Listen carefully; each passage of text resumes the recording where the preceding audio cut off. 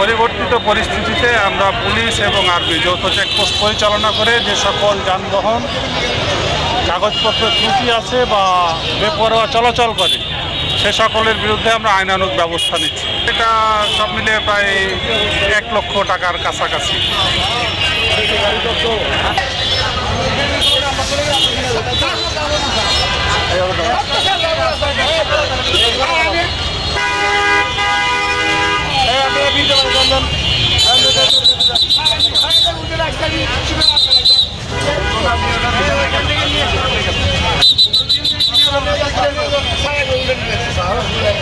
একবার বলার পরে দোকান থেকে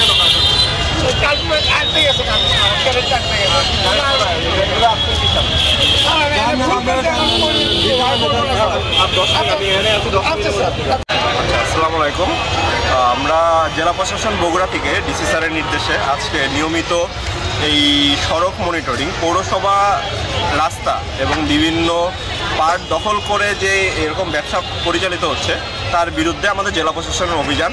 আমাদের সাথে জেলা পৌরসভার প্রসিকিউটর সাহেব রয়েছেন, আমাদের সাথে সেনাবাহিনীর একটি টিম রয়েছে এবং পুলিশের একটি টিম রয়েছে। আমরা যৌথভাবে সকলকে এটি একটা সচেতনতামূলক পর্যায়ে বলা যেতে পারে যে রাস্তা দখল করে এই ব্যবসা করার ফলে এই সাতমাথা বগুড়া যেটি একটা প্রাণকেন্দ্র সেটি জ্যামের আন্ডারে চলে আসছে এবং পুরো বগুড়াটাকেই এটা ইফেক্ট করতেছে।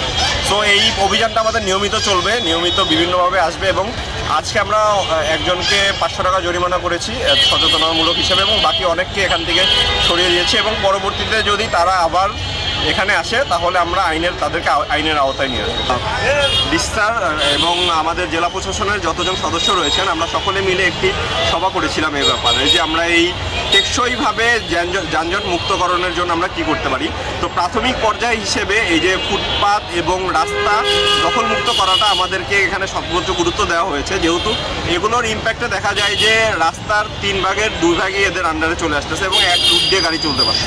তো আমরা এইটা কন্টিনিউয়াস যদি আমরা মনিটরিংয়ের আন্ডারে রাখি তো আমরা বিশ্বাস করি যে পুরোটা এরা রাস্তাটা ফাঁকা পেলে জ্যামজটটা কমবে এবং পরবর্তীতে রাস্তা এক্সটেন্ড করা সহ বিভিন্ন সাবরুট এবং বিভিন্ন প্ল্যান আমাদের জেলা প্রশাসনের আছে এবং এই অভিযানটি নিয়মিত চলবে। এটা আমরা এটা ডিসি স্যার থেকে এবং সব জায়গা থেকেই আমরা অ্যাসিউরিটি পেয়েছি।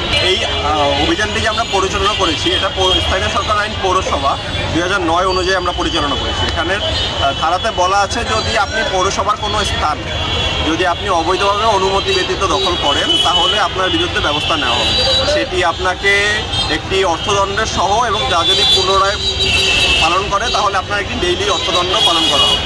তো এইটা আমরা সবাইকে একটা সচেতনতামূলক এই কয়দিন পরিচালিত হয়েছে। আজকে আমিও 1-2 জনকেও জরিমানা করেছি এবং সচেতনতা দিয়েছি এবং পরবর্তীতে আরও কঠোর পদক্ষেপ নেওয়া হবে। আমি এই তো মাত্র দোকানদারের কাছে ভাড়া দাও নাকি করেন না এখনও, তার জন্য আপনারা করলাম। এবং সেকেন্ড কথা হচ্ছে এখানে আপনি নেক্সট দিন এসে যদি বসেন আপনাকে আবার আপনাকে বেশি অ্যামাউন্টে জরিমানা এখানে বসা যাবে না। যেখানে যাবে পারমিশন নেবেন, আইন অনুযায়ী কাজ করতে হবে। 500 টাকা জরিমানা করা হয়েছে। ফুটপাতে ব্যবসা করি তার কারণে। ফুটপাতে কেন ব্যবসা করেন আপনি? আর ওই দিকে তো লোকজন তুলে দিচ্ছে, আমি তো বুঝতে পারিনি। কারো কাছে কোনো ভাড়াও নাই, কোনো কিছু না। দৈনিক কত টাকা দিতে হয় তাকে? না, কোনো টাকা বসা দিতে হবে না। ফ্রি বসছেন? ফ্রি বসছে। মানুষ হাঁটবি না? ঠিকই আছে, তারপরে সাইড দিয়ে যাই তো ওই জন্যই বসে। নাম কি রাখলেন? মাহমুদুল আলম।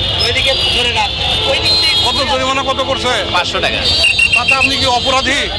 এটা তো অপরাধী, যেহেতু আপনি অন্যায় করবেন এই অপরাধ? না, জি না, আর করবো না।